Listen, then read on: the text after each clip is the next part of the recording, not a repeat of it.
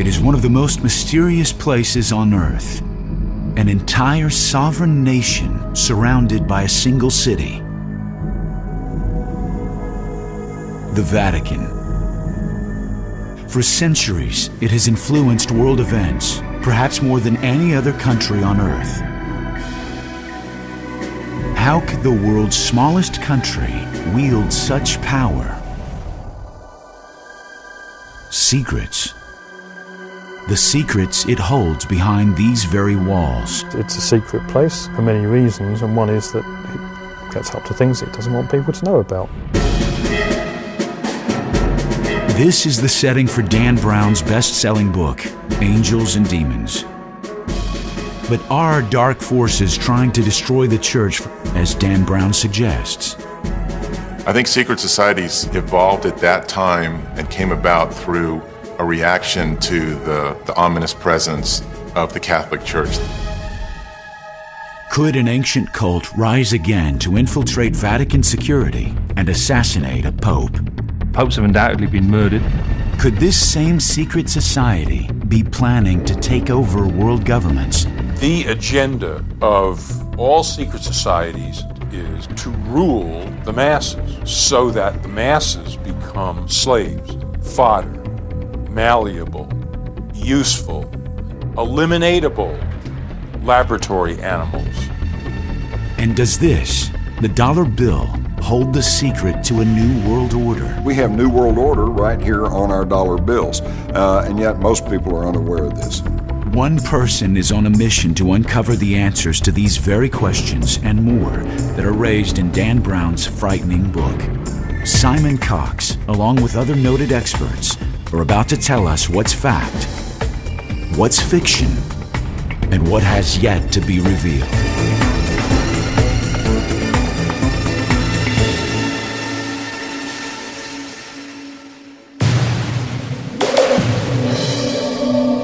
Rome, once the ruler of the Western world. Today, this nation-city is both the cultural nerve center of Italy and the setting of Dan Brown's best-selling novel, Angels and Demons. Rome is an amazing place, a city that is like none other than I've ever seen. It's a kind of revelation in the sense that at every turn there's something new. It's like a palimpsest, which is a manuscript in which something's been written, but it's been written over a pre-existing text that's been erased, which itself was written over a previous text that's been erased, so that it's layer upon layer, and it's that layering that is the city of Rome, endless and deep. You turn a corner, there's a modern building sitting on a Roman building, sitting on something earlier still, and at every corner, at every turn is a new discovery. But it's not only ancient buildings which lay hidden beneath Rome's streets. In the city where Caesar was murdered, where Constantine helped engineer the emerging religion of Christianity, a new and sinister society reportedly existed. The Illuminati, the Illuminated. Dan Brown's Angels and Demons raises vital questions. Do they still exist? And if they do, who are they? The central theme within Angels and Demons is this idea of a secret society called the Illuminati. Did they really exist? If so, what period of history? Are they still around? These are questions that are really thrown at us from the book, and Dan Brown tries to answer them by saying, yes, they're a real secret society, they still exist today, they still exert influence and pressure, just as they did through history. Historian Simon Cox has made a career of studying the past. Now he's making a career investigating the theories behind Dan Brown's mysteries. In his newest book, Illuminating Angels and Demons, Cox finds himself on the trail of the Illuminati, much like Dan Brown's hero, and for good reason. It's a book that deals with secret societies, with Christianity and its interaction through the ages with us as people, as man, and the idea that there may actually be some other hidden thread of knowledge, of illumination that runs through that.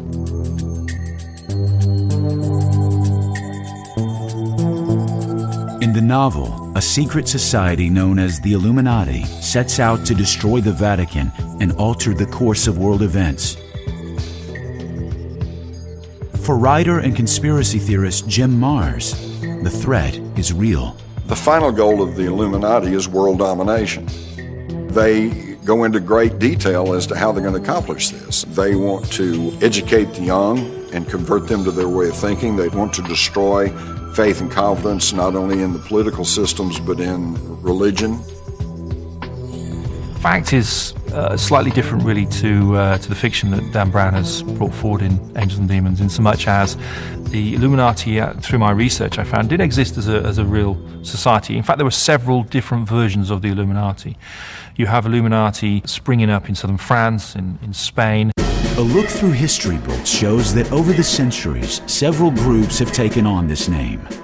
In Spain, they were persecuted, burned at the stake by the Catholic Church during the famous Inquisitions.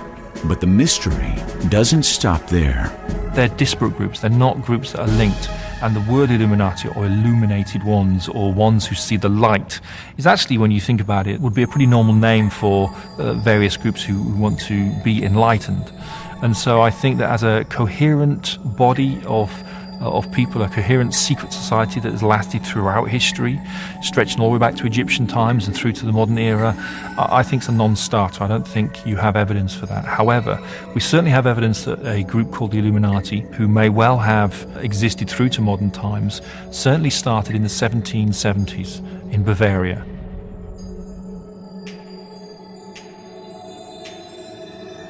The Illuminati was a secret society supposedly formed in the spring of 1776 by Adam Weishaupt, who had been trained by the Jesuits.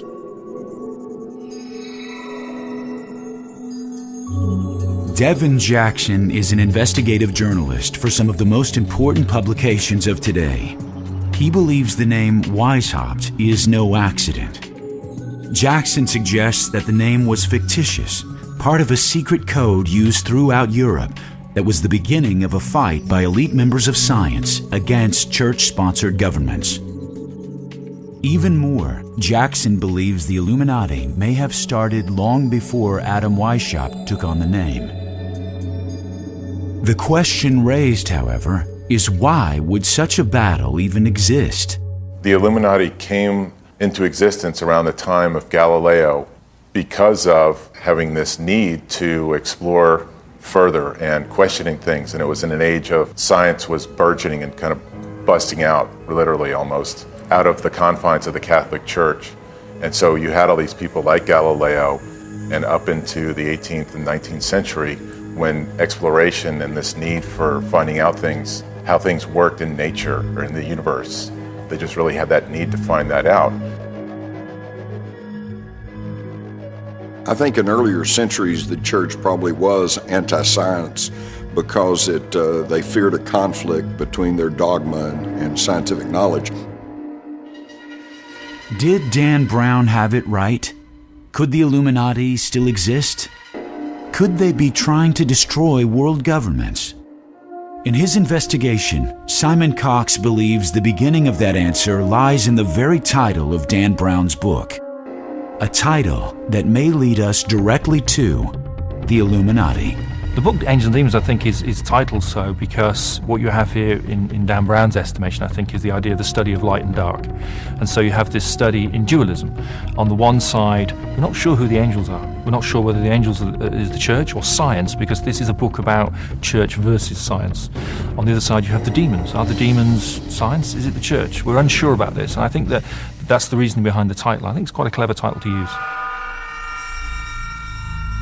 Angels and Demons is a great title. It does sum up very well the duality of the book and the theme of angels that runs through it in the Bernini statues that form the clues that run throughout the book. In Angels and Demons, the Illuminati gather in secret meeting places throughout ancient Rome. Each location anchors a surreptitious trail that Dan Brown calls the Path of Illumination. And each location is filled with Bernini's masterpieces, which allegedly hold clues to this subversive path, including his most famous work, The Ecstasy of St. Teresa. Her hand allegedly points towards this path of illumination. Surprisingly, it forms a nearly perfect cross within the city of Rome. I think the path of illumination that Dan Brown highlights in his book is it's something that has been used throughout history, although maybe not in the context that Brown is actually bringing it forward in Angels and Demons. The idea behind neophytes, behind initiates actually walking a path, metaphorical, real, is something that we do find symbolically throughout history.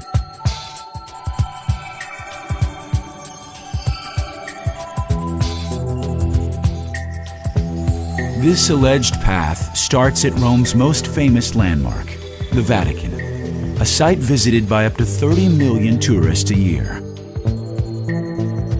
The path then crosses Tiber River to the east, anchored at Santa Maria della Vittoria.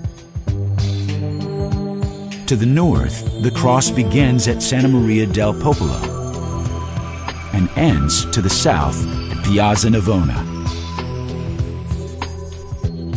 Why a cross for a group allegedly fighting the church? Clive Prince and Lynn Picknett, co-authors of the Templar Revelation, have researched its mysterious origins. Every religious, spiritual, esoteric discipline will talk about a metaphorical path of illumination. Whether this exists in the sense of the Illuminati, a group somewhere, have their own views on this, and you have to be initiated into it and do certain things, perhaps horrible, to receive illumination, is open to question. The Illuminati's scientific beginnings, their rituals, and quest for power are closely tied to the Vatican's own shrouded history. But hidden deep within the Vatican are secret documents which reportedly could be used to destroy the Church. Has the Illuminati infiltrated the Vatican? Have they found the hidden documents? And what will happen if they, or another secret society, finds them?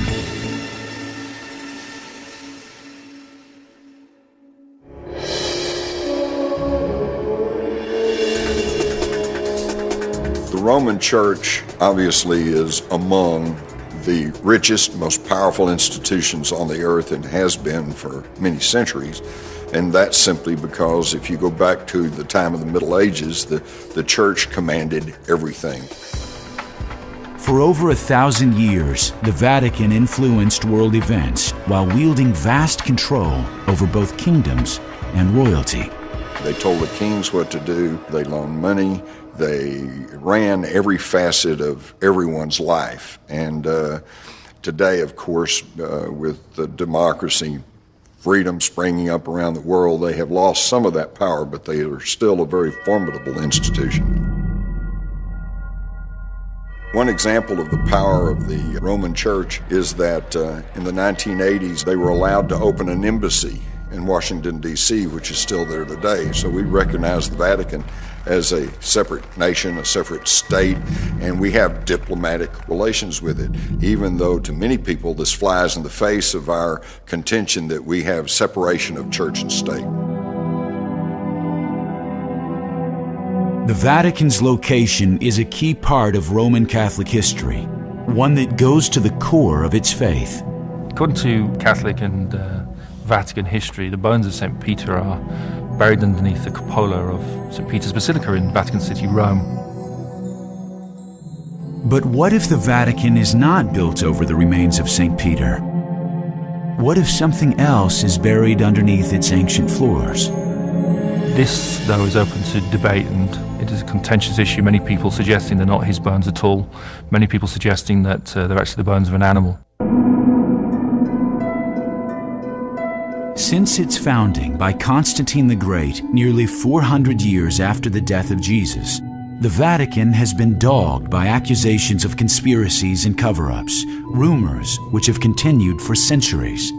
Some of those secrets could undermine the very foundation of the Church. It is information that the Church does not want to fall into enemy hands, like the Illuminati. We have the catacombs under the Vatican, which hardly anyone has ever been able to penetrate. All kinds of wild stories circulate about that, up to and including the possibility that they have the mummified body of Jesus, that they have lots of ancient artifacts, lots of historical objects that could point to a more honest and true understanding of human origins.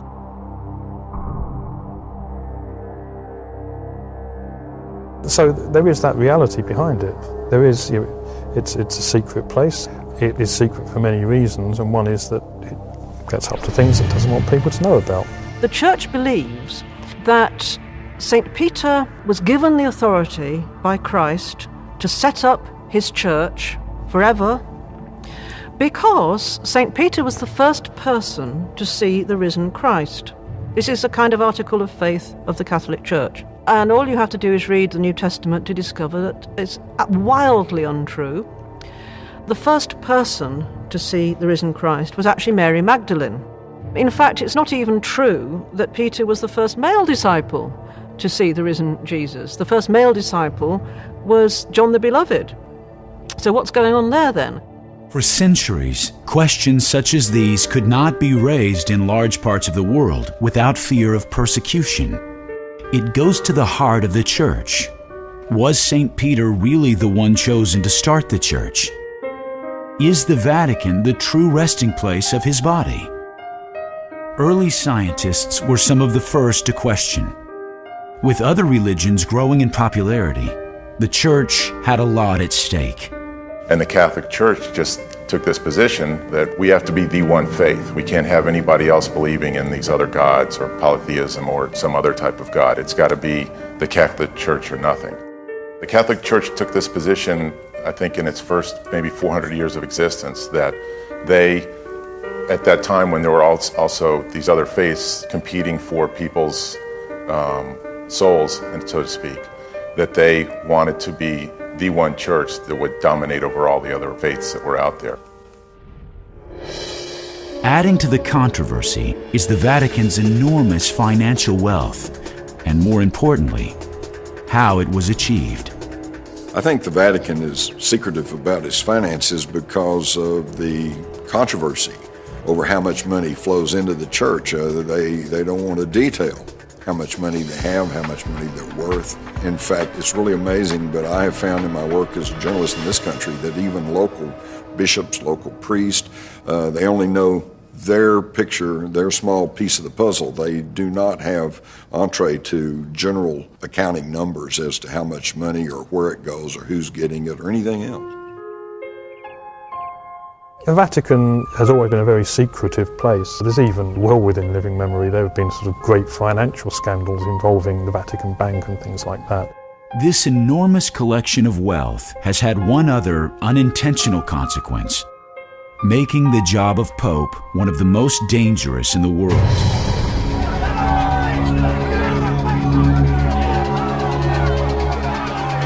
While Dan Brown's Angels and Demons plot revolved around the fictional assassination of a pope, his research was well based in historical fact. Could a pope be murdered? Well, it's a question that Brown certainly brings up within Angels and Demons, and it's certainly something that undoubtedly has happened. Celestine V being a classic example, 5-inch nail in his head, maybe kind of gives that one away as a slightly suspicious circumstance. Stephen Ostro, a professor of art history, has researched the early centuries of the Vatican, uncovering a legacy of persecution and violence. The early popes were almost to a one martyred because they represented a tradition, a faith that was contrary to the Roman law. So if you go into St. Peter's, for example, all the piers of the main nave are adorned with portraits of the early popes, each and every one of whom was martyred for his faith. So popes have long been killed because they are not just religious but also political figures.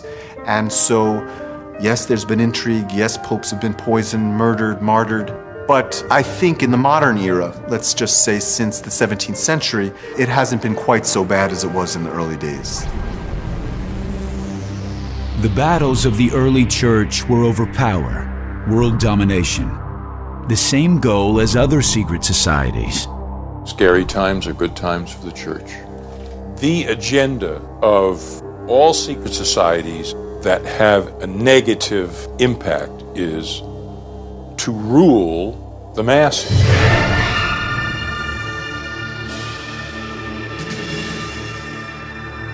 so that the masses become slaves. But it all starts with the idea of a few elite people looking down their noses at the rest of humanity. This early history of the church was violent, and like other kingdoms of its time, the church hierarchy was filled with hidden agendas by groups competing for world power. A new word developed to describe the concealed schemes of this time. Calling the church a pornocracy is an interesting use of the term. It's not a widely accepted or used term. It literally means government by harlots, by prostitutes, hence the root porno. And it specifically and historically refers to a time in the 10th century, beginning with a fairly inept pope named Sergius III, and a series of popes who ruled by less than moral means. Apparently Sergius I, for example, had a number of competing cardinals killed in order so that he could assume the papal throne. The term got applied then because of these very powerful women, members of the aristocratic noble families of Rome, who kind of held the strings on the papacy and determined who would be pope at any given point, hence the term applied then. Much of this sordid history and internal secret battles is said to be sealed away in this building, 100 yards behind the Great Basilica on the Vatican grounds, the Archives. This sprawling complex is said to house the greatest collection of sacred books and folios in the world.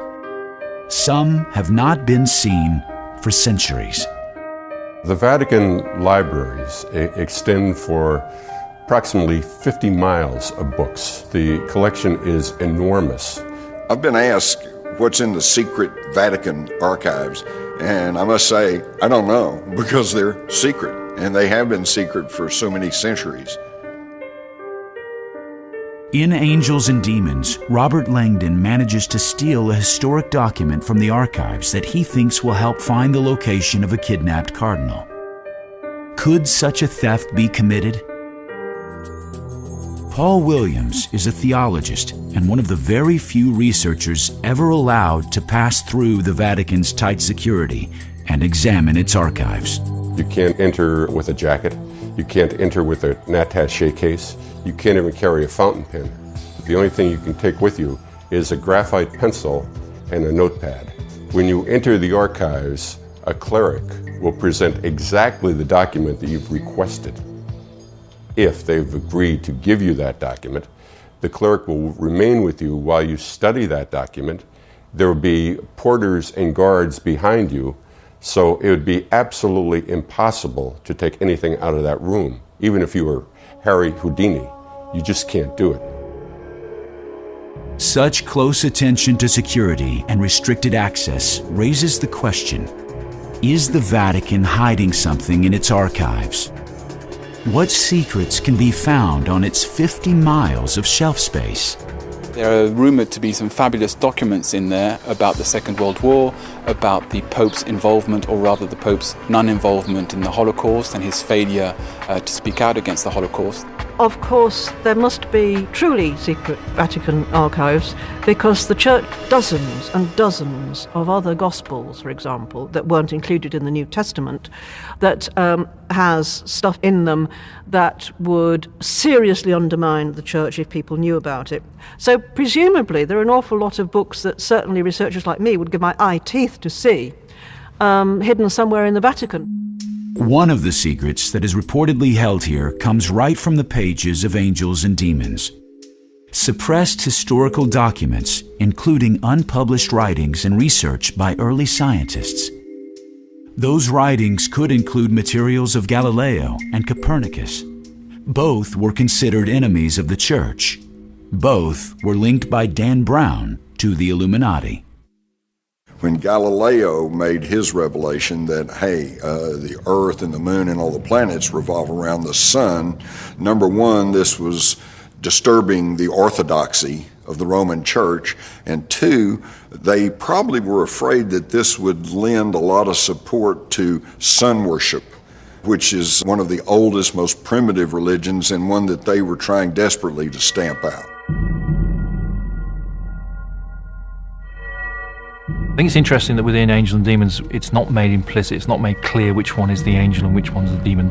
As Dan Brown asserts in his book, even though it's fiction, to claim that Galileo and Bernini were either part of the Illuminati or Freemasons, it's not so far-fetched, I don't think. It's certainly open to possibility. There were so many groups, secret groups at that time. It was just kind of the height of secret societies throughout Europe between the 1400s to the 1800s.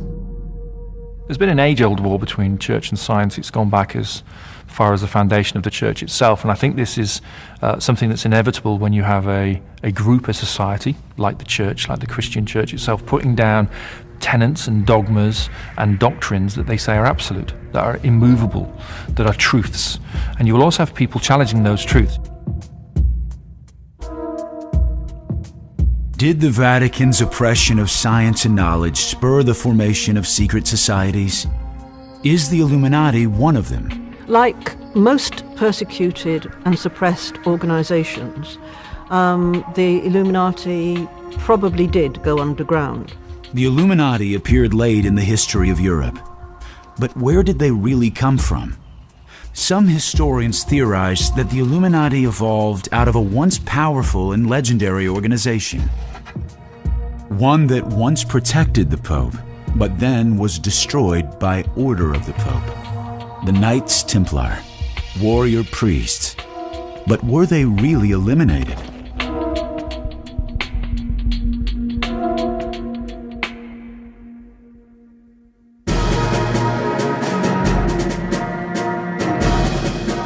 The Knights Templar started out as the Order of the Poor Knights of the Temple of Solomon.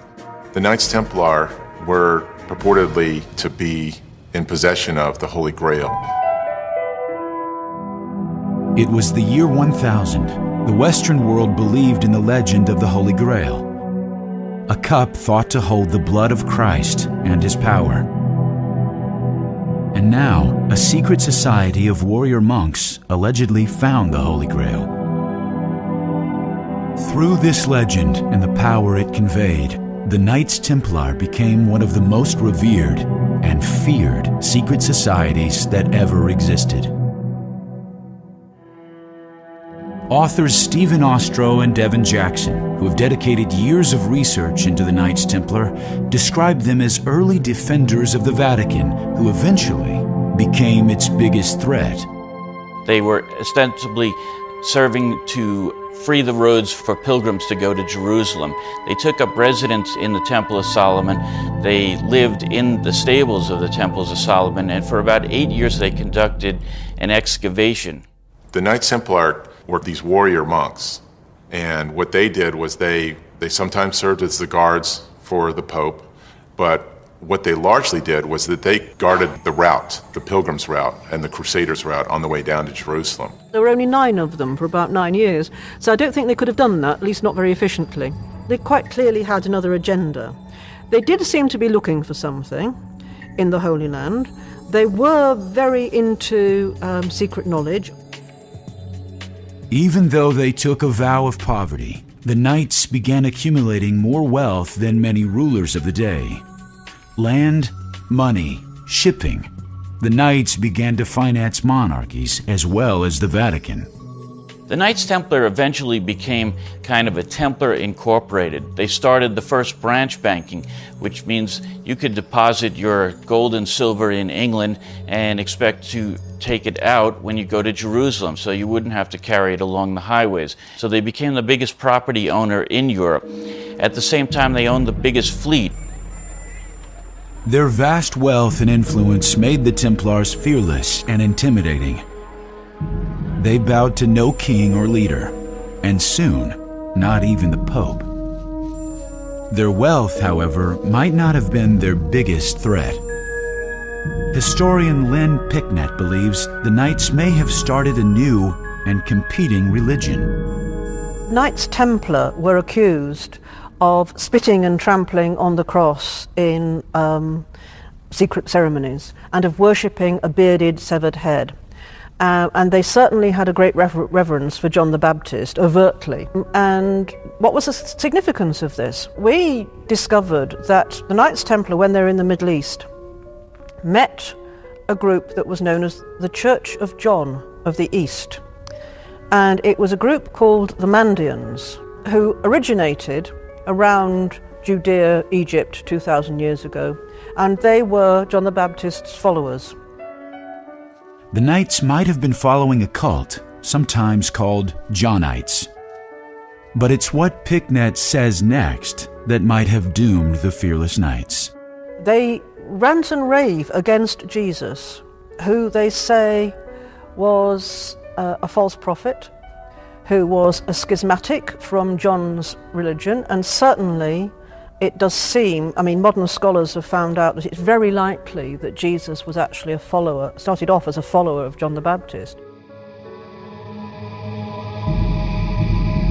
Whatever the reason, the Templars soon grew more secretive, holding surreptitious meetings in hidden locations, much like Dan Brown's Path of Illumination. A growing allegiance to John the Baptist, along with their wealth and power, made the Knights the greatest threat the Vatican had ever seen. The Knights Templar refused to acknowledge superiority of anybody. They were becoming amazingly arrogant. They existed for about 2 centuries as an incredibly powerful, in every sense, order. And then they met with a very kind of sudden, abrupt and rather nasty end at the beginning of the 14th century when first the King of France and then the Pope turned on them. Eventually the Templar Order became so big that they started to arouse the jealousy of the French king and also the ire of the population. They became regarded in Sir Walter Scott's term as haughty as a Templar, meaning that they just were so proud they could do anything they want, and so this aroused the people to be against them. Question's been debated ever since exactly what the motivation for closing this order down was. The standard reason that's given is that the King of France simply wanted their money. The reasons they were given at the time for them being suppressed was that they were the heretics and blasphemers. On October 12, 1307, the Knights Templar saw the end coming. Historians are convinced that they managed to spirit away their vast riches and collected treasure just ahead of the advancing armies of the King of France. These wagon trains full of treasure were brought to the harbor of La Rochelle, and from there they were loaded on 17 Templar ships, which basically disappeared from history. The next day, Friday the 13th, armies of French soldiers arrested all the Templars at every temple that they could find. And then killed them at the stake. Many were burned alive. To this day, some 700 years later, many people still fear Friday the 13th. But by 1307, when the last grand night of the Templars was burned, the purge was complete. King Philip of France now had the funds to launch his war against King Edward I of England. But was the purge successful? Historical authorities like Jim Mars think otherwise. It wasn't very effective because the Knights Templars had plenty of warning that this was going to happen. In fact, they only rounded up a handful of them. Most of them had fled or had simply changed clothes and blended themselves into the general population. From here, the mystery deepens. What happened to the surviving Knights Templar with their immense treasure and contempt for the Church? Did their descendants become the Illuminati?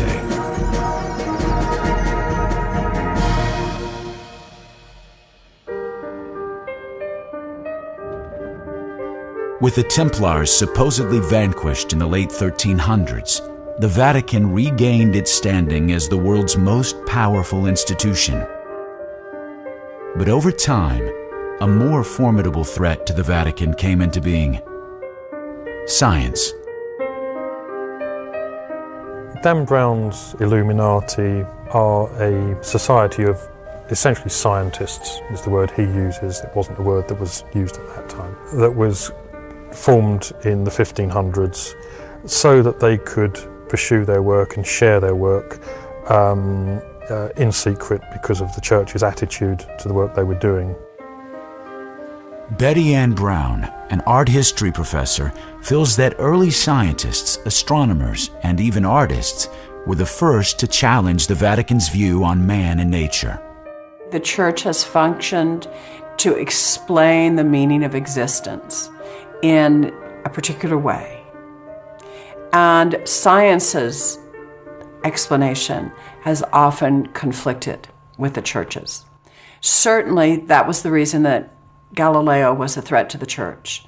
Because if he suggests that the Earth is not the center of the universe, that the Earth revolves around the sun, he's challenging the Catholic tenet that the Earth was central.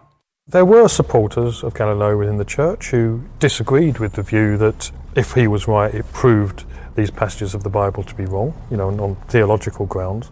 So yes, there were those who backed him, but obviously it's the Pope's word that goes at any given time. The Renaissance became a dangerous time to be a scientist. Many paid with their lives, including Giordano Bruno, a brilliant scientist and a follower of Copernicus. He was imprisoned in the very same church as was Dan Brown's heroine, Castel di Sant'Angelo. One of the prime examples of the Church coming down hard on scientific thinkers was the story of Bruno, who was a bit of an extremist in some of his views. Bruno was famous throughout Western Europe for developing memory skills, a sensational theory in 1576. And because he believed, like Copernicus, that the Earth revolved around the sun, he became an enemy of the Church. The Church taught that the universe revolved around the Earth. And so the Church arrested him and imprisoned him for almost 8 years, I believe, and tried to convince him to recant his teachings, and he refused, and in the year 1600 he was burned at the stake. Galileo could have faced the same fate. Like Bruno, he too was put on trial, twice for his scientific studies. These trials were a central part of Angels and Demons' plot. The story of Galileo is very often misunderstood.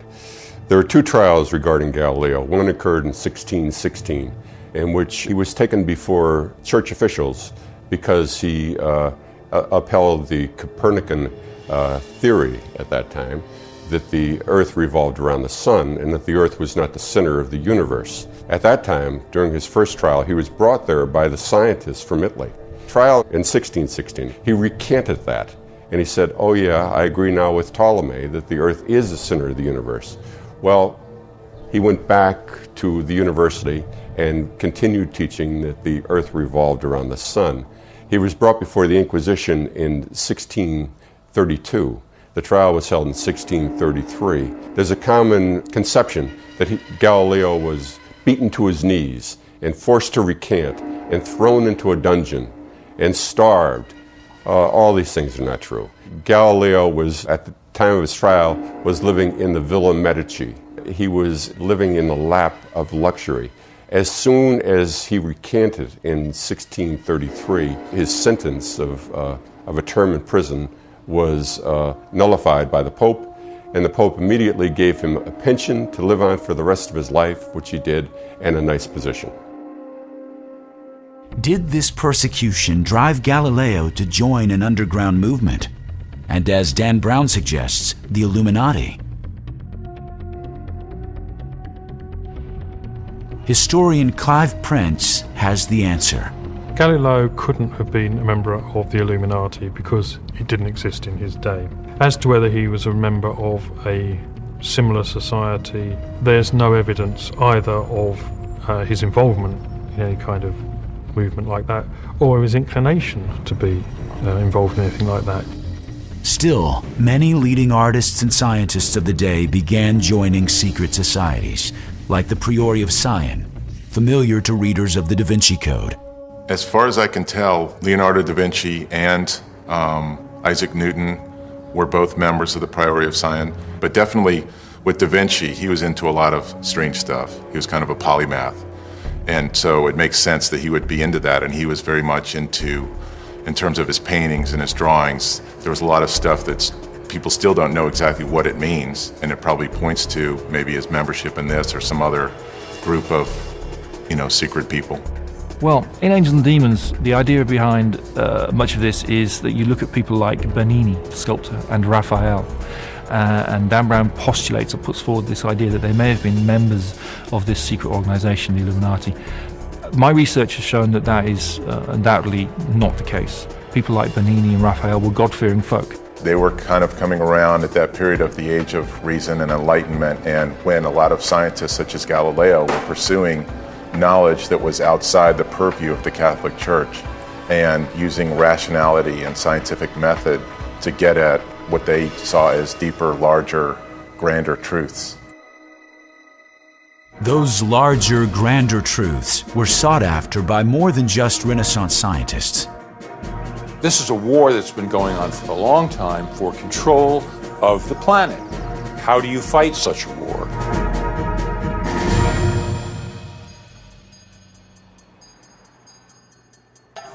Rome is today, and has been for centuries, the seat of the Catholic Church, which means the fundamental center of the Christian faith. It is a mixture of many other sources from Egypt, from Africa, and from all over the planet. Symbols from other ancient lands cover the city of Rome. It's one reason Dan Brown set Angels and Demons there. Another is its massive treasure of artwork. Art historian Betty Brown suggests both were used to convey covert messages. Some might have even been on the fictitious path of illumination. Bernini, as the Illuminati artist, used Egyptian motifs so much in his work, and that's because there was, at the time that he was working, very much a vogue for things Egyptian, for Egyptian symbols. Since he chose Bernini as the central character in Rome, it's particularly good. The Baroque period was a time in which Western culture was centered around the production of images. Rome was the picture-making center of the entire civilization. Bernini was a superstar on that stage. Superstar might be an understatement. Bernini was one of the most famous artists of all time. Working in the 1600s, he designed the famous columns in St. Peter's Square and the 140 intimidating saints that stared down from him. Bernini as an artist may well have actually embedded within much of his artwork certain symbols and ideas that the church would have seen as kind of in opposition to their standpoint at the time. But I think that just like Raphael, Bernini's markers or symbols themselves were really just talking about these new scientific ideas, the ideas of Copernicus and Galileo, and incorporating them within the artwork. The Church of Santa Maria del Popolo is a site, like many churches in Rome, that has a deep history. It's an important place for the Illuminati, if the Illuminati master is going to be Bernini, because it has two major Bernini sculptures. It has a Bernini sculpture of Daniel and a pairing of an angel and Habakkuk. And the angel has come to Habakkuk to tell him to rescue or help Daniel. And the angel is pointing in one direction. Habakkuk, resisting for a moment, is pointing in another direction. And Dan Brown uses the angel and Habakkuk sculpture to suggest that the angel is pointing in the direction of the next clue. So that's a first major step on his fictional path of the Illuminati.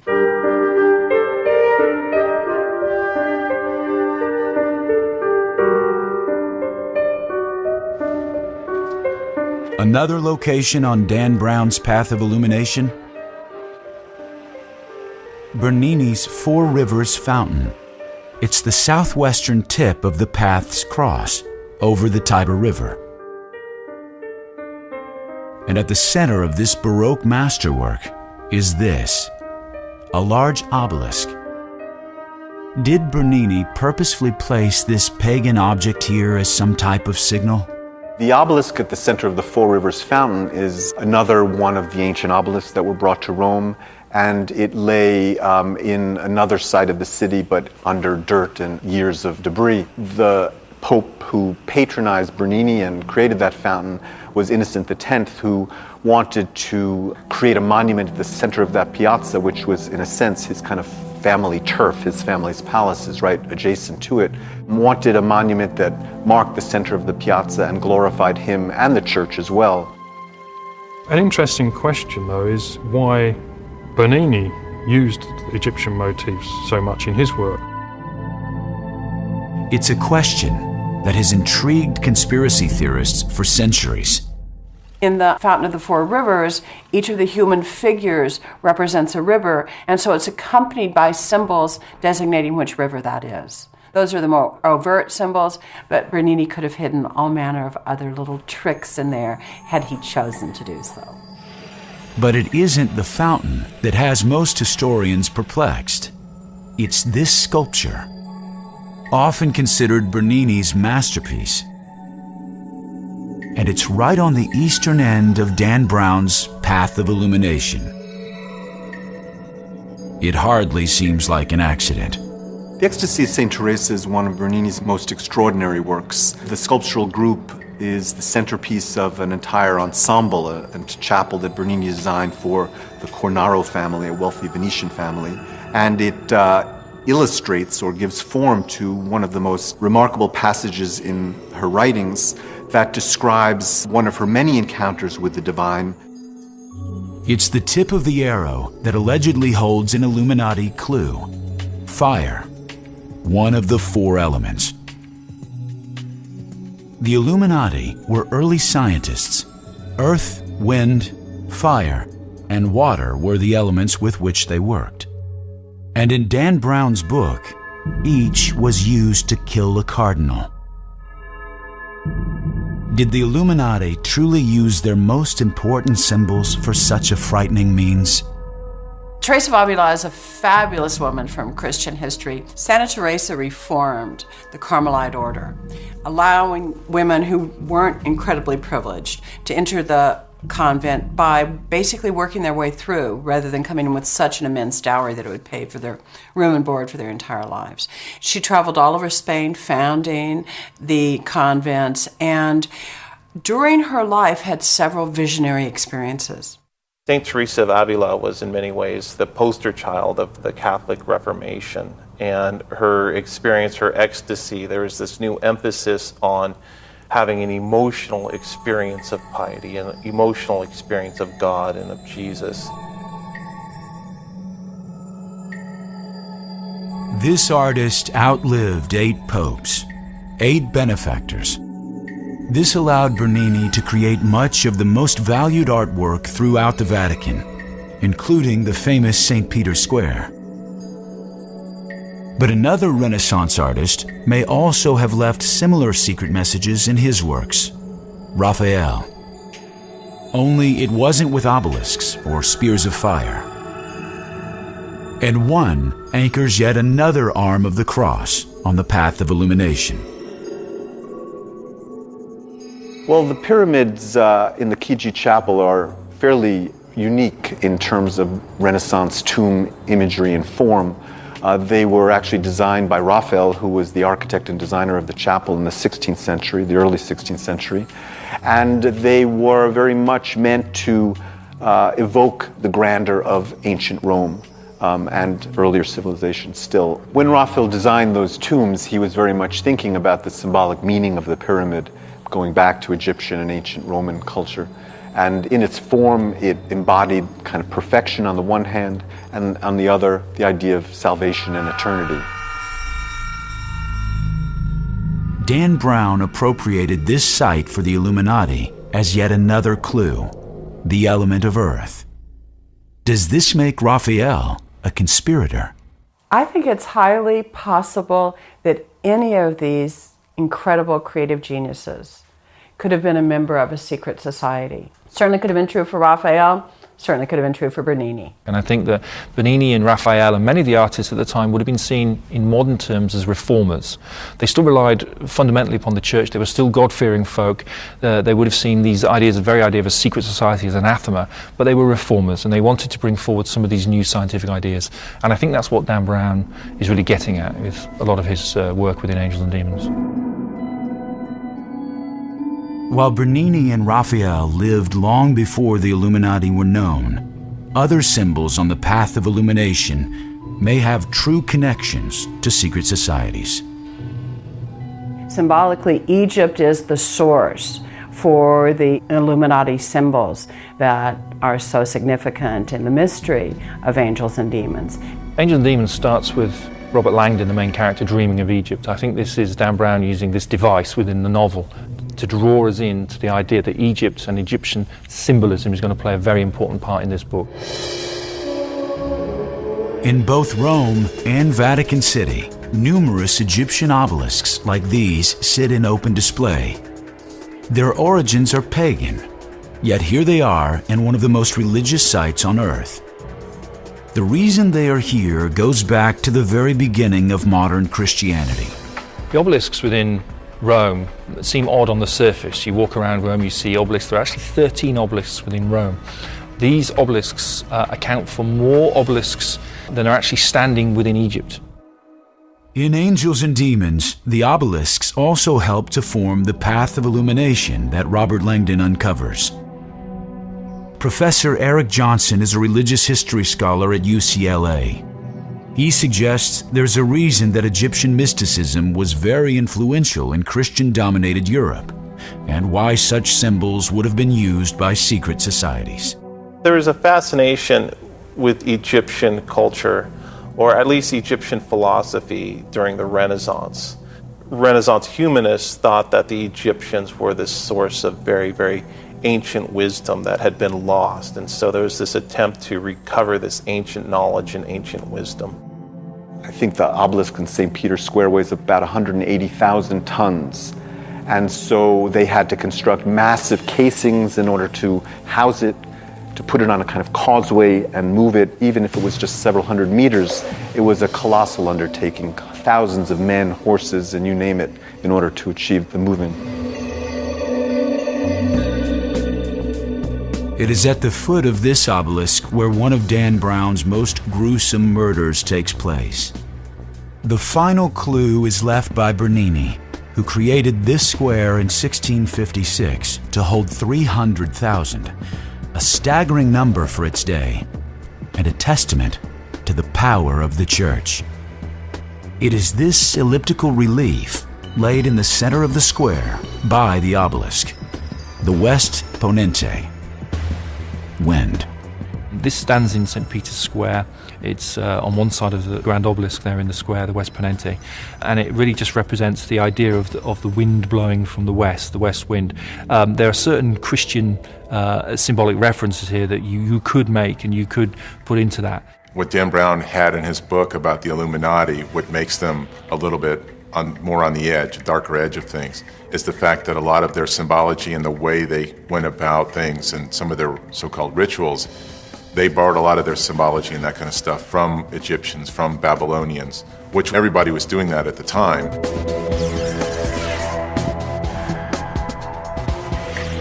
I would probably catch some flack for saying this, but it's quite obvious to any student of the Bible that the Bible, of course, on which Christianity is based, is actually a hodgepodge of ancient oral traditions, old stories. I give you one classic example is the story of Noah and the ark and taking in the animals. This is a story that dates back to the Sumerian tablets that predate the Bible by probably at least 4,000 years. And in the Sumerian tablets, we have the exact same story. The church appropriated many symbols. There are some scholars who believe that the Christian cross symbol is actually an appropriation of the Egyptian Ankh symbol, which, as you know, is like a cross but with a rounded top. But it was worn as crosses are worn today. The image of Christ as Good Shepherd, the young boy holding the sheep, that's an appropriated symbol as well from ancient times. Egyptian religion and what we know as modern-day Christianity only fundamentally differ in a few points, really. Egyptian religion was a religion of symbolism. Christianity, you could argue, is a religion of symbolism too. We have the symbol of the cross, for instance, which is probably the best known symbol that we have in the world today. Experts suggest that one major difference separates Christianity from Egyptian religion. the belief in dualism, especially good and evil. This theme runs throughout Angels and Demons. It also accurately describes the epic battle between the church and science, between the Illuminati and organized religion. The Egyptians really didn't see things in forms of black and white. They didn't see things as a yin and yang type of scenario. It was shades of grey. You had to have one to have the other. Order and chaos, they must sit side by side. Horus and Seth, these two characters from the Egyptian pantheon of gods, must be together in order to give us completeness in the world. But the Christian idea is that you have the good God and you have the devil, and that, one is ultimately totally good and one is totally bad. Well, even Set, the ancient Egyptian god, wasn't totally bad. He had his place in the pantheon of gods and a place in the welfare of men, even representing that part of men and women and representing the balance. The Egyptians were very big on balance, whereas Christianity isn't. In Christian elements of religion, you really do have a definite black and white, and it's used in a very different sense to this idea of balance. You have heaven and hell, you have God and the devil, and it's a case of you must take your choice. You must pick, are you with us or against us? And it's this element to Christianity that really is one of the most fundamental differences to the earlier Egyptian religious iconography. So this is another way in which Rome transformed itself into a sacred center for the entire empire, and so all the gods that were venerated in the empire were venerated in that temple. Later on, after Christianity becomes legalized and then later becomes the official religion of the Roman Empire, it was normal for a lot of these old pagan temples to be reconverted to become Christian.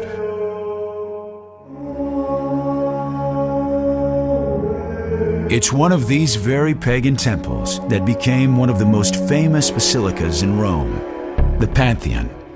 Hundreds of thousands of tourists flock here every year, yet few likely know that when they look up, they are looking at a demon hole.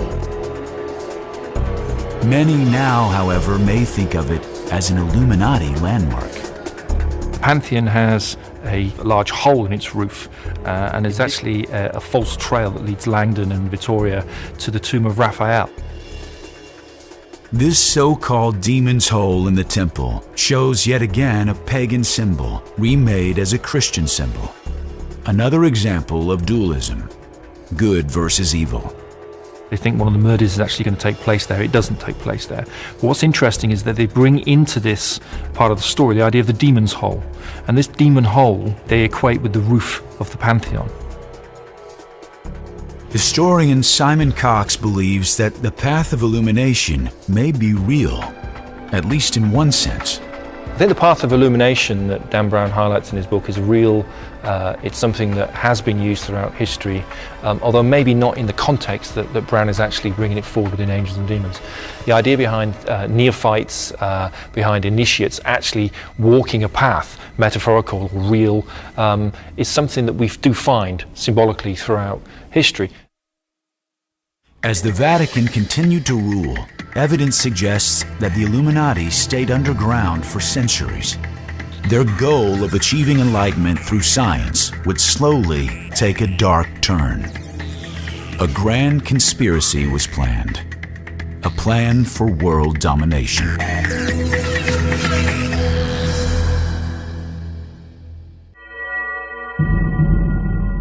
Well, we've all heard that knowledge is power. But secret knowledge is even more powerful. And the Illuminati, if they still call themselves that, is a movement whose basic philosophy is the end justifies the means.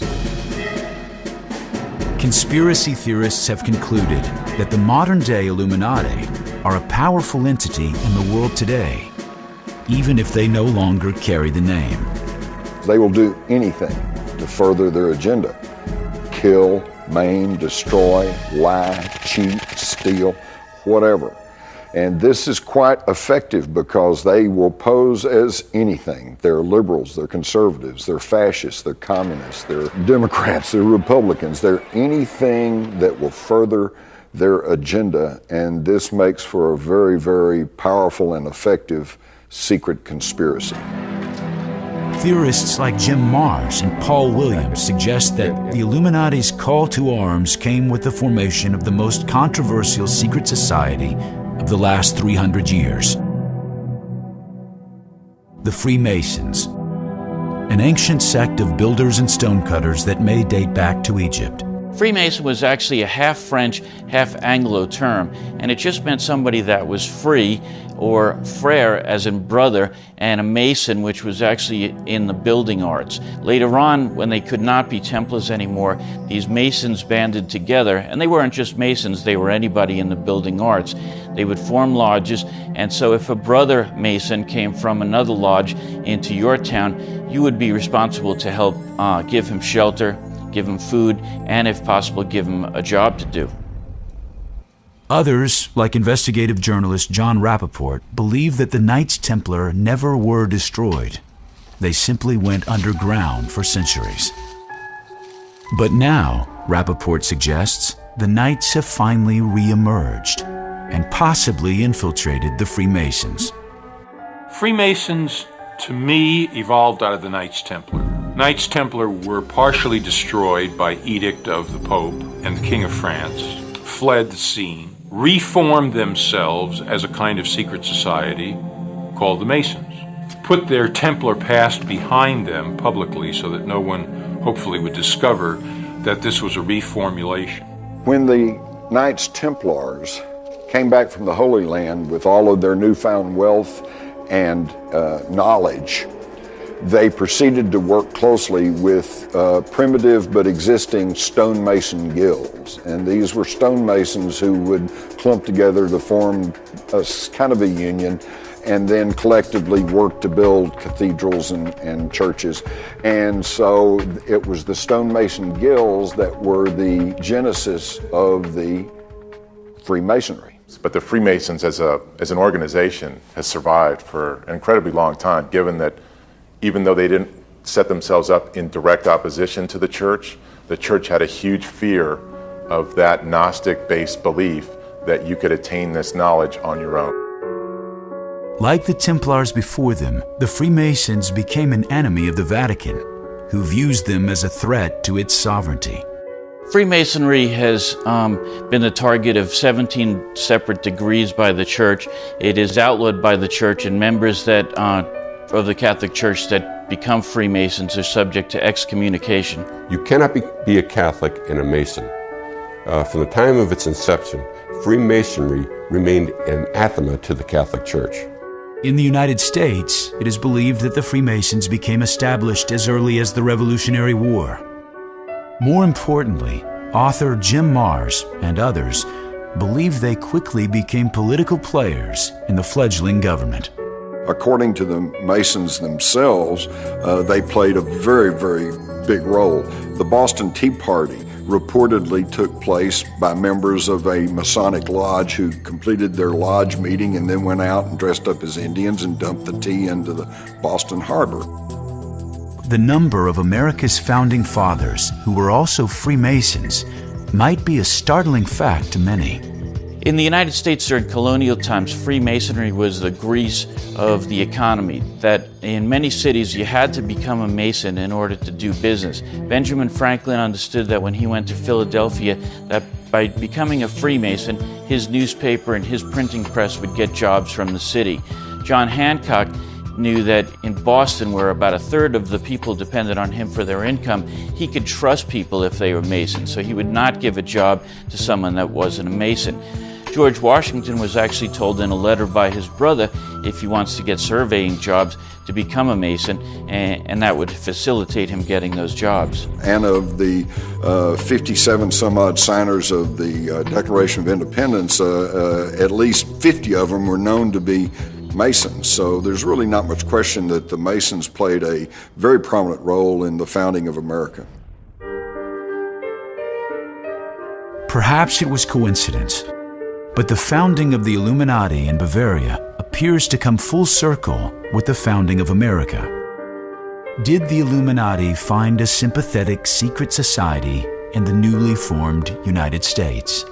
The Illuminati were founded in a kind of a banner year of 1776. That's their date, and May 1st, no less, kind of international communism, May Day. And they were called the bearers of light, Illuminati, from illumination. You kind of find this knowledge about yourself or information through the light. There have in fact been several Illuminati groups. The best known one is the Bavarian Illuminati group, and it's best known because its ideals of liberty, equality, and fraternity, if that sounds familiar, they became fundamental to the Enlightenment that appealed to the founding fathers of this country. With Freemasonry firmly established in both the United States and Europe, the Illuminati reportedly began to secretly expand their power base by infiltrating Masonic lodges. But in 1782, at the Wilhelmsbad Convention, the Illuminati rolled themselves into the Knights Templars and into their creation, the Freemasonry. And this is where the merging of the Illuminati and the Freemasons took place. Some of those lodges have been infiltrated, for example, by Adam Weishaupt, who formed the Illuminati in 1776.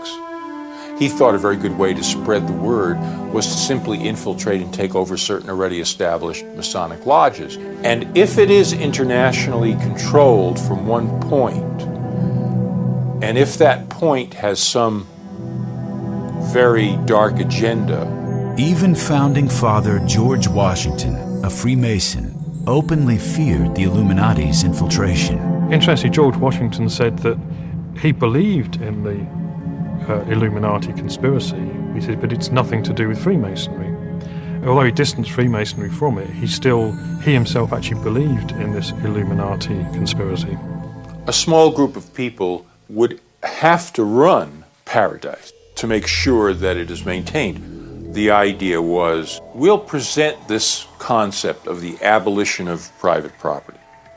That will be our front. There's a lot of people that would love that as a dream because they feel that that would create true equality. But these utopian ideals masked a drive for complete control of world events. Could that drive lead them to take over the United States?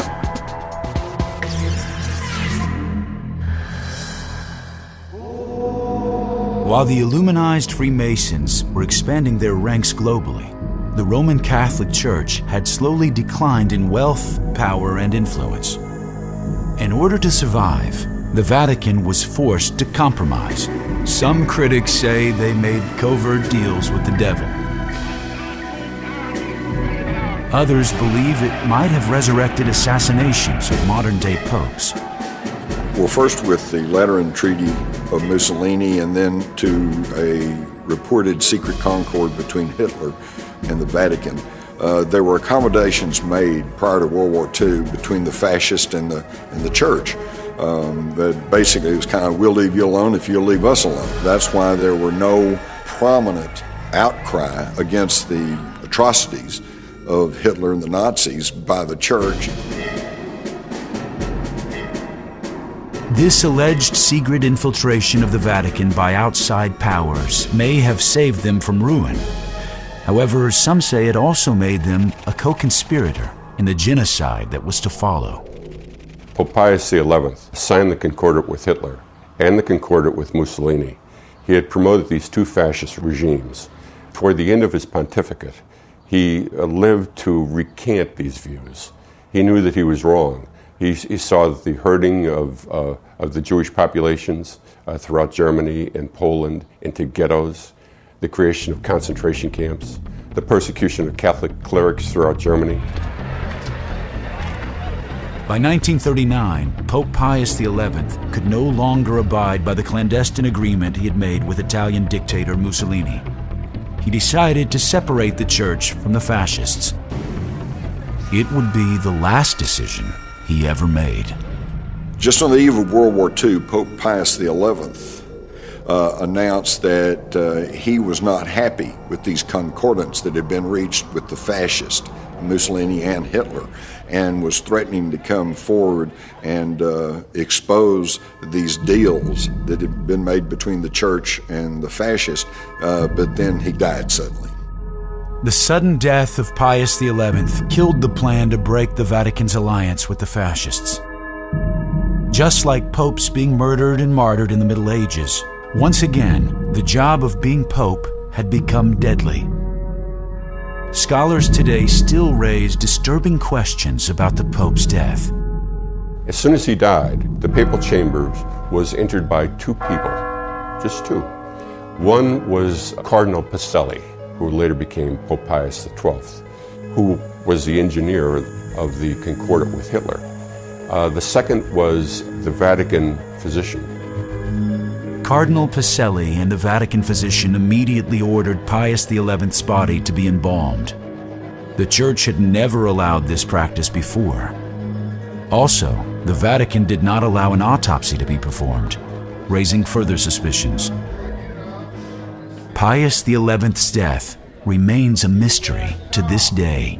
There is reason to believe that Italian fascists poisoned him. But of course, as with most conspiracies, you keep them covered up not through absolute covering up of facts, but through obfuscation. There's so much claim and counterclaim and controversy that most people just finally get tired of it and turn away. This was not the last time in recent history that secrets, cover-ups, even deaths would scandalize the Church. On May 5th, 1998, Italians woke to shocking headlines. Sangue in Vaticano. Violence had erupted within the Vatican, one of the most secret and protected cities on earth. Someone had been murdered within its walls. On May 4th, 1998, a nun made her way through the barracks of the Swiss Guard in the Vatican and discovered the bodies of the commander of the Swiss Guard, Alois Estermann, his wife Gladys, and a young Lance Corporal, Cedric Tournay. The Vatican, a few hours later, said that the young Lance Corporal had shot the commander and his wife before turning the gun on himself. What was behind this horrific crime? Had the fortress of the Vatican been infiltrated? Was it part of a larger plot to overthrow the Church? Dan Brown couldn't have written the ensuing cover-up better.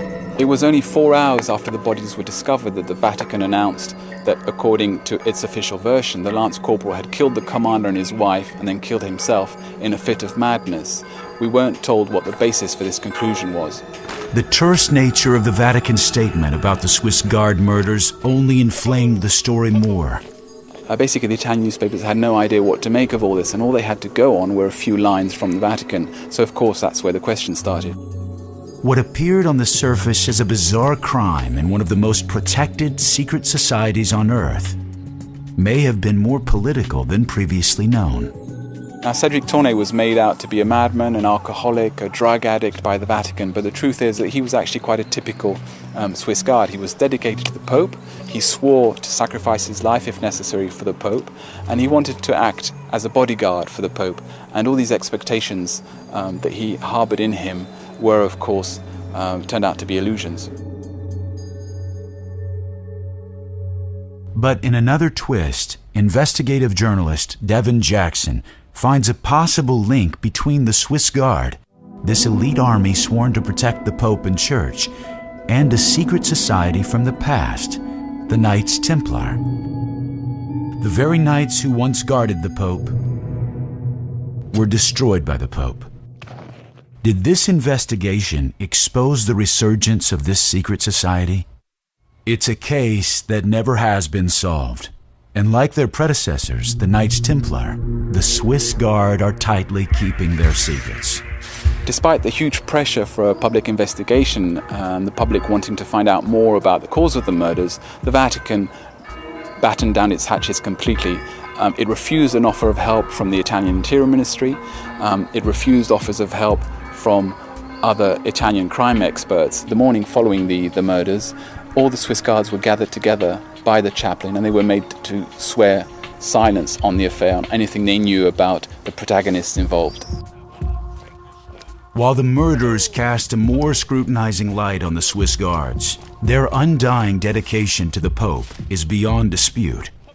In many ways, they are just as secretive as the Vatican. The Swiss Guard is a secretive institution like any department inside the Vatican. The officers, the men of the Swiss Guard, have to swear an oath of loyalty to the Church, and it's inculcated into them that includes defending the interests of the Church at all times. Though Dan Brown depicts the Swiss Guards as a sophisticated private army in Angels and Demons, experts tell a different story.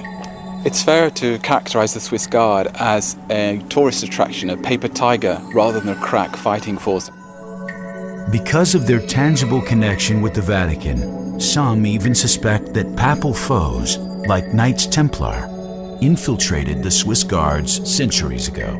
When the Knights Templars took off their tunics and rolled themselves into the general population, it stands to reason that they would insinuate themselves into positions of power, to include the Swiss Guards around the Vatican, to include the secret societies. They probably infiltrated many walks of life. The Vatican has always been rumored to have a secret service, but it's not an intelligence system as we know it in other Western countries. It's basically a network of information, a prodigious network of information, because it's based on priests in Italy, but of course all over the world, and all sorts of religious institutions who bring in a flow of information to the Vatican. But there are some blind spots, and one of them is terrorism, and that's why the Vatican have to rely on information from people like the CIA, the French Secret Service, or even the Italian Secret Service. My key conclusion after watching and talking to the Swiss Guards is that they're not equipped to protect the Pope. The biggest threat to the Vatican, though, may not be from terrorists. Have secret societies infiltrated the Church itself? Some believe that they have, and that there is a money trail leading to more murders at the Vatican. Perhaps even of another pope. It would be most instructive if everyone was to study the P2 scandal in Italy back during the administration of Ronald Reagan back in the 80s. P2 stands for Propaganda Dua, which is the name of a Masonic lodge in Italy. They said they were financed through Illuminized Freemasons in Switzerland, known as the Gnomes of Zurich. It was a heck of a story, and it was big news in Europe, but over in America, we barely got to hear much of anything about it. The Propaganda Dua had close business relations with the Vatican Bank, which was headed by Chicago-born Archbishop Thomas Marcinkus. Eventually, several high-ranking cardinals and bishops became members of the Masonic-led P2. But here we have it in the 1960s, a secret Masonic organization that became incredibly powerful with tentacles throughout the world, and you had over 121 Catholic hierarchs. I'm talking about archbishops, bishops, cardinals, members of the society. By 1978, the newly appointed Pope John Paul I became aware of the Vatican's relationship with P2. He began an investigation, but he would not live to see it completed. Did the trail from the Knights Templar to the Illuminati and finally to the Masons somehow lead to John Paul's premature death? Historian Clive Prince believes it could have been an inside job. That many people have suspected that was a result of some kind of faction within the church, within the Curia, the church's civil service, if you like, that didn't want this man to be pope because of financial scandals that were going on at the time that they thought he might uncover. A few years after the death of John Paul I, the Vatican was swept up in the Ambrosiano affair, one of the world's biggest banking scandals, which led to another bizarre death. The P2 were also very big into banking, and around this time, the bank Ambrosio, one of the largest banks in Italy, and it was called the Vatican Bank, failed. The head of the bank was a person named Roberto Calvi, who was found hanging from the Blackfriars Bridge in London with stones in his pocket, kind of symbolic of a Masonic assassination rather than a simple hanging. A Masonic rule says that a traitor should be dangled before the rising tide, which he was, and a traitor should be assassinated with the marks of Masonry, the group that he had betrayed, ergo the 5 bricks within his pockets. While the assassination of a pope is fiction in Angels and Demons, the world watched in horror as a real assassination attempt of Pope John Paul was broadcast live on television. Even today, the question remains, was it a lone gunman, or was there a larger plot? The assassination attempt against Pope John Paul II in May 1981 in St. Peter's Square is the only murder attempt in recent times. He was surrounded by Vatican security officials, including senior officers of the Swiss Guard. The attempted assassination of John Paul II back in 1981, that it wasn't another case of a lone gunman, this guy Ali Akka, who was a Muslim, that it involved both the KGB through some weird, still shady Bulgarian connection. Did Pope John Paul II's strong stance against communism incite the plot to assassinate him? Was his attacker part of an ancient secret society called the Assassins, which have been linked to the Knights Templar? Ronald Reagan and John Paul II set up this agreement where they were in a battle. It was kind of toward the end of the Cold War, so they wanted to get rid of communism. And the liberation theologists, which were all in South America and Central America at that time, at the height of their controversial rise, Reagan said, if you help me defeat communism, I'll do what I can to kind of keep the liberation theology movement, down there and allow you to keep more control over those people. It's documented that Reagan and John Paul II, as the head of the Vatican, were going to try and do what they could to stamp out communism. So naturally, the Soviet Union felt threatened enough to perhaps use this Bulgarian connection to off the Pope. If there was a conspiracy to kill John Paul II, the Vatican's perpetual secrecy effectively killed the investigation into the case. We have the case just after the attempted murder of Pope John Paul II in 1981, when the Italian authorities tried to find out information from the church about what they might have known about the run-up to that attempted assassination. But there, the church refused to give any information to the magistrates, so much so that one Italian public prosecutor accused the Vatican of placing a tombstone on his inquiry. But it wasn't just the Vatican that was threatened. Reportedly, the Illuminati had infiltrated the Freemasons. And across the ocean, in a prosperous America, the Freemasons were surprisingly aggressive at infiltrating the government of the United States, eventually reaching its highest levels. To the question which presidents were Mason, it's more which presidents were not Masons.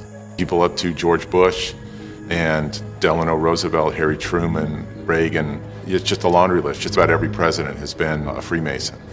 It's just funny to think of who the Freemasons have been or are, like the astronaut Buzz Aldrin or John Wayne or Bob Hope or W.C. Fields, people that you never, it's like, what are they getting out of being a Freemason? And it's a fraternal organization. And this is where the Freemasons have been at odds.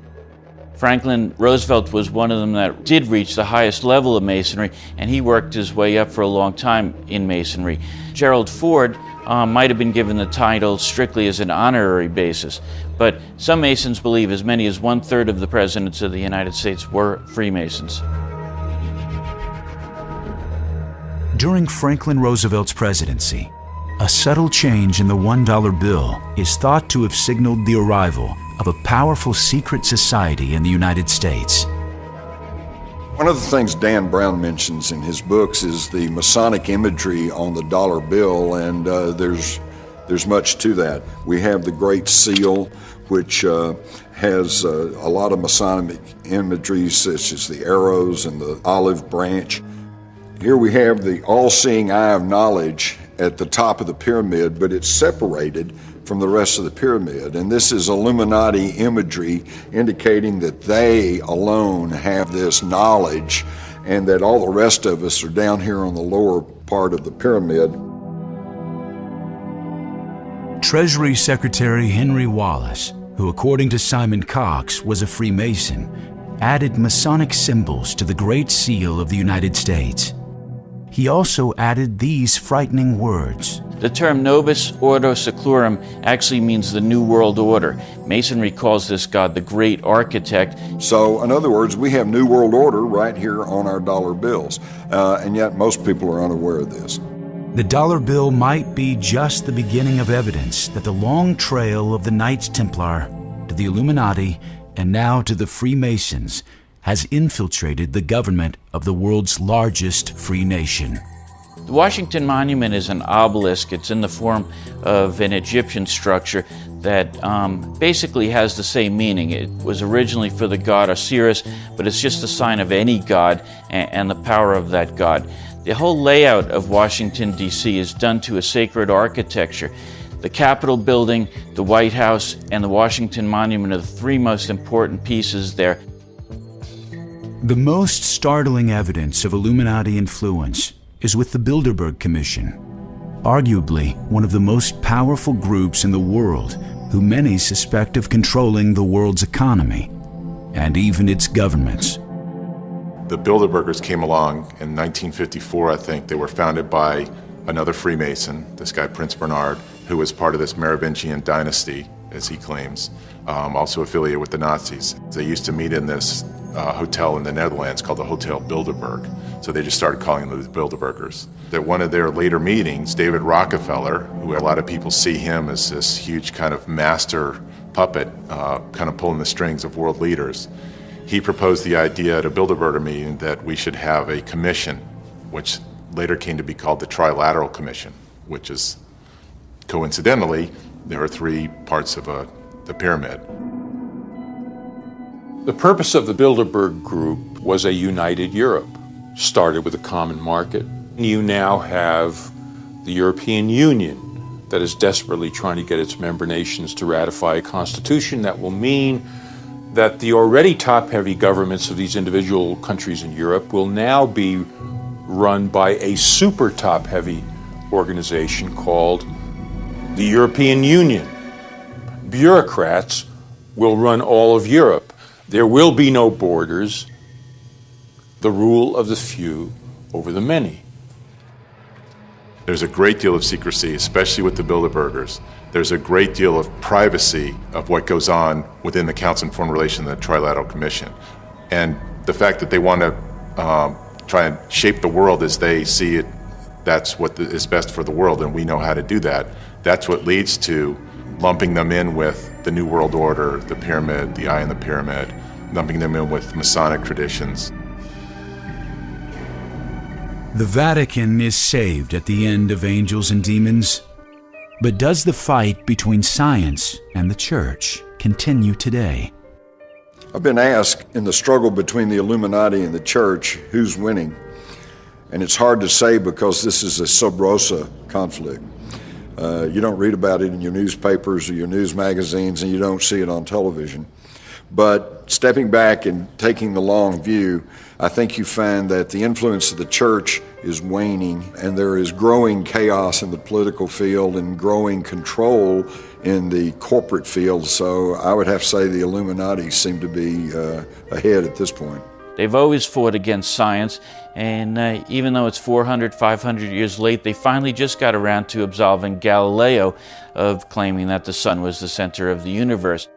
They would still kill Galileo today or chain him up. They would still burn Giordano Bruno at the stake as they did if they could get away with it.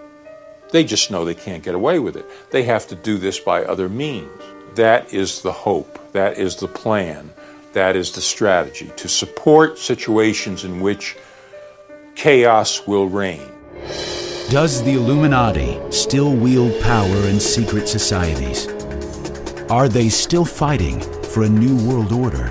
This is a war that's been going on for a long time for control of the planet. How do you fight such a war? And in the end, who will win?